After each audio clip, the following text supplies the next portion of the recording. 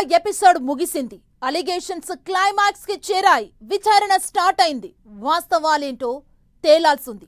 చేసిందంతా ఆయనే. ఇరుక్కుపోవడం పక్కా అంటోంది టీడీపీ. ఏపీ సిఐడి మాజీ చీఫ్ సునీల్ చుట్టూ చుబిగిస్తోంది.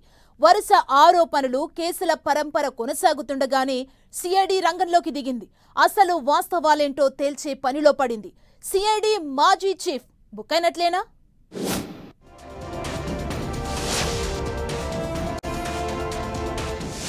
ఏపీ సిఐడి మాజీ చీఫ్ సునీల్ కుమార్ పై విచారణ స్టార్ట్. కేంద్ర హోంశాఖ జోక్యంతో సిఐడి రంగంలోకి దిగినట్లు టాక్. సునీల్ మెడకు కస్టోడియల్ టార్చర్ కేసులు. గత సర్కార్ హయాంలో ఏపీ సిఐడిలో ఆయనే కీలకం. అప్పట్లో అన్నీ తానై వ్యవహరించిన సిఐడి మాజీ చీఫ్ సునీల్ ఇప్పుడు తీవ్ర ఆరోపణలు ఎదుర్కొంటున్నారు. కస్టోడియల్ టార్చర్ కేసుతో పాటు పలువురిని టార్గెట్ చేసి మరీ ఇబ్బంది పెట్టినట్లు అలిగేషన్స్ ఉన్నాయి. ఆయన మీద వచ్చిన అభియోగాల కథేంటో తేల్చేందుకు ఆ మధ్యే పూర్తిస్థాయి విచారణకు ఆదేశించింది ఏపీ సర్కార్. ఇప్పుడు దర్యాప్తు స్టార్ట్ చేసింది సిఐడి టీం.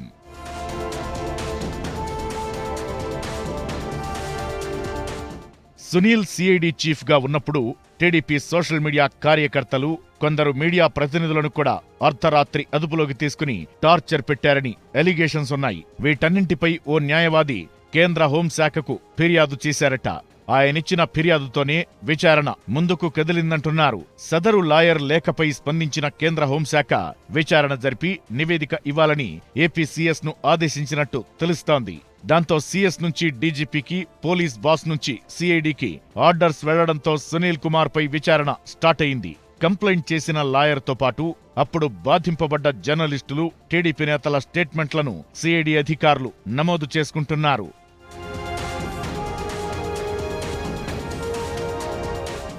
అప్పటి వైసీపీ ప్రభుత్వ పెద్దలు, నేతలను విమర్శిస్తూ సోషల్ మీడియాలో పోస్టులు పెట్టినందుకు అడ్డగోలుగా టార్చర్ పెట్టారట.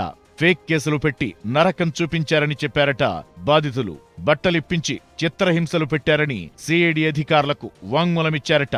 ఇదంతా అప్పటి సిఐడి చీఫ్ సునీల్ కుమార్ ప్రోద్బలంతో చేశారని అంటున్నారు బాధితులు. అయితే కేంద్ర హోంశాఖకు లాయర్ రాసిన లేఖలో ఉన్న బాధితులందరి నుంచి వివరాలు తీసుకుంటోందట సిఐడి. అరెస్టు చేసిన విధానం, అందుకు సంబంధించిన ఆధారాలు కూడా సిఐడికిచ్చారట బాధితులు. అమాయకుల నుంచి ఉన్నత స్థాయిలో ఉన్న అప్పటి అపోజిషన్ లీడర్ల వరకు ఎవరినీ వదల్లేదట సునీల్. బాస్ కళ్లలో ఆనందం చూసేందుకు పడరాని పాట్లు పడి టీడీపీ లీడర్లను, అప్పటి ప్రభుత్వానికి వ్యతిరేకంగా పోస్టులు పెట్టిన వారికి చుక్కలు చూపించారట. ప్రస్తుత డిప్యూటీ స్పీకర్, ఉండి ఎమ్మెల్యే రఘురామకృష్ణంరాజును కూడా కస్టోడియల్ టార్చర్ పెట్టారంటూ సునీల్ కుమార్ పై ఆరోపణలు ఉన్నాయి. తన విషయంలో నిబంధనలకు విరుద్ధంగా వ్యవహరించారంటూ రఘురామకృష్ణంరాజు ఢిల్లీ స్థాయిలో ఫిర్యాదులు చేశారు. ఈ నేపథ్యంలోనే కూటమి ప్రభుత్వం విచారణ అథారిటీని వేస్తూ ఉత్తర్వులు జారీ చేసింది.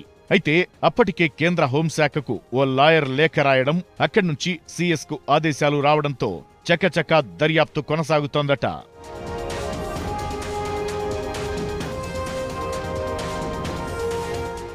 నకిలీ డిపాజిటర్లను సృష్టించి అగ్రిగోల్డ్ బాధితులకు చెల్లించాల్సిన సొమ్మును సునీల్ లక్షలు స్వాహా చేశారంటూ ఏసీబీకి గతంలోనే ఫిర్యాదు చేశారు AP deputy speaker Raghurama Krishnam Raju.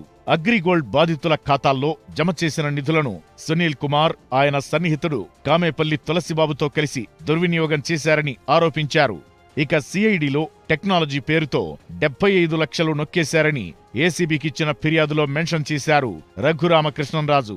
IPS అధికారిగా పనిచేస్తూ తరచూ దుబాయ్కి వెళ్లి బినామీలతో కలిసి కుమారుల పేరుతో సునీల్ కుమార్ అక్కడ వ్యాపారాలు చేస్తున్నట్లు కంప్లైంట్లో ఆరోపించారు.